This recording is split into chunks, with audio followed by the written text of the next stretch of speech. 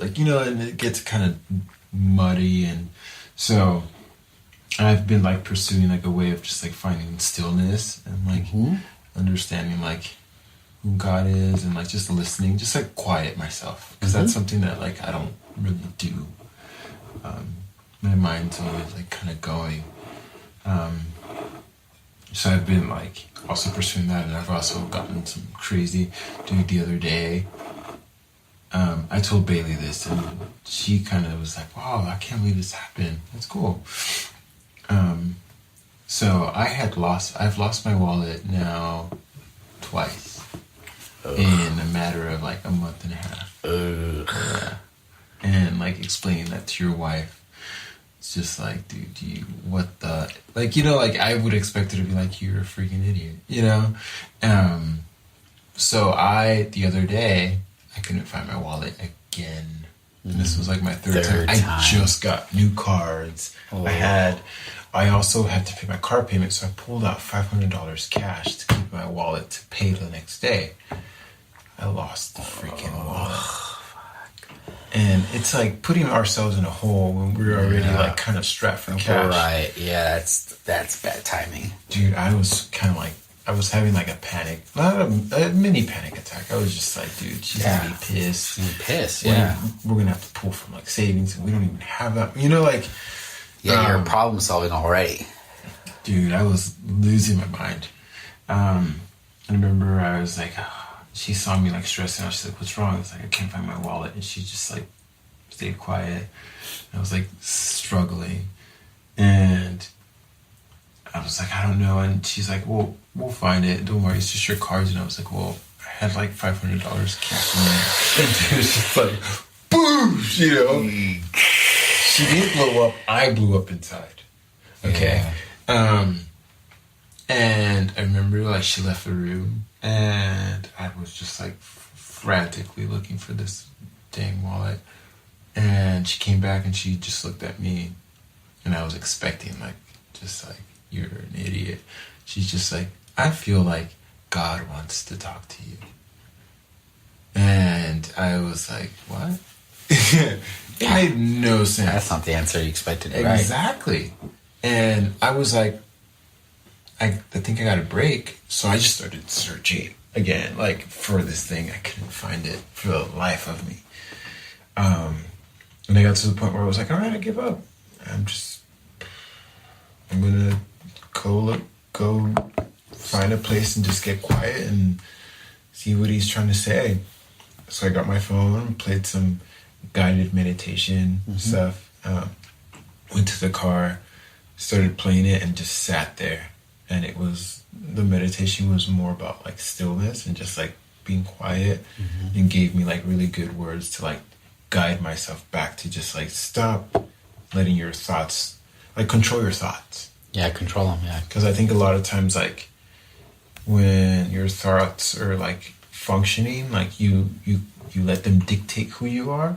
But like if you realize that those patterns aren't who you are, it's just that your thoughts are creating that. Like relax, that's not you, it's just your thoughts are doing that. Like your thoughts are saying these things about you. That's not who you are. Right. You know? I got to that point and I was like, okay, dang, like I'm totally getting owned by my thoughts. And I sat there, dude, and I got to a point where like the music is like, all right, we're gonna keep playing this music till like this is done. I sat there and I got comfortable in this weird mental space where I had nothing going on mentally. It was just, I was focused on my breath. And breath, when they describe it in this way, they define it in this way, where when you get the actual name of God, it doesn't have any vowels. So it doesn't say anything. It's like, it's a breath sound. It's not, and like when you think about, he blew his breath into us to bring us life, like it kind of correlates for sure. Yeah, it has a lot to do with Hebrew, where they just get, there's no word for it. There's no word. It's just like it's more like you know? Yeah. So that they use that to kind of guide you whenever you like are sitting there quietly, and then you get like the thought of like, I need to put gas in my car.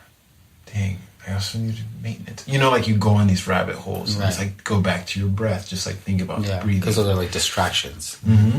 So I got to this point where I had no distractions. I was just zoned out. Clear. And dude, I had a weird out of body experience. And it lasted. It was really short. And I've never had anything like this. But it was just like I could see myself. It felt like I'm sitting, and it was like I can see myself, and I can see myself, and then I was back, and I was like, I kind of got like shaky and like jumbled up, and I was like trying to I want to see that again, but I couldn't anymore. And I like talked to Bailey about it, and I was like, I don't know what that was, and that's when she was like, it was like some people call it like a astral projection, or I don't know what that is. And it freaked me out, dude. But after that, God's like, I'm with you. And I went and I was like, okay, you're with me. And I was like really calm after that. I grabbed my stuff from the car and I was like, I'm just going to take this inside. As soon as I turn over to grab my bag, I open it to throw it in.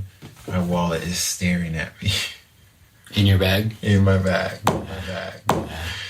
And I was like, he just wanted me to sit here and shut down for a minute. Yeah. And focus. And there it was, you know? It's almost like that was such a priority. That was such a focus. That was so important to you. And he almost was like, I'm going to put this away because this really isn't that important. I know for you, this is my perspective of him talking to you, but I know you think that's really important to you. That's really not that important. What's really actually more beneficial, more valuable than $500 is this experience of becoming clear and becoming just in tune with getting rid of your thoughts in that cycle that goes through and getting you to focus on what's important. And then once you got that, once you grasp that, then here's that little thing that you really thought you wanted, that you find value in. Yeah. After that, I was just like, I mentally thought I lost those $500. Yeah. This is kind of like an up, you know? It's one of those things that it's not until you let it go, then that's when you actually, if you're meant to have it, then you'll get it back, you know? It's almost like that thought with a woman. I think that happened with you and Bailey too, where you were like, it's not until you're willing to let her go and let whatever it be may be, that when it comes back that you're like, oh, now I really appreciate this. Yeah. It's a good way to end it. Dude. I made a comment there in your bathroom. I was like, this is only the third podcast in, but it's definitely the longest. That's awesome. Let's keep rolling. Dude, I'm down to keep rolling. That's what I was telling my buddy last night, because he was last night. I was like, podcasts I listen to don't get good till an hour in. Yeah. You need to get an hour in, because that's when you forget that there's a mic. That's when you forget everything. And you're just kind of honed into the conversation. It you start to bring about really good, genuine thoughts, questions, conversations, and you're also in sync with the person you're having the conversation with, which is when you listen to podcasts, these people do it so often that they can just jump in right away. But that's also a big factor, getting in sync too. Whoa. Yeah, no, definitely. My favorite thing is the first two people that I talked to or podcasted with. Their first questions were, so what is this? What's podcast? What is this thing? Are you interviewing me or what? And it's just so funny to explain to them about no, this is just a conversation. And you're just you don't feel like you need to address the audience. Don't feel like you need to talk to the mic. Just talk to me, just as if we were sitting down having a beer together. That's exactly what this is supposed to be.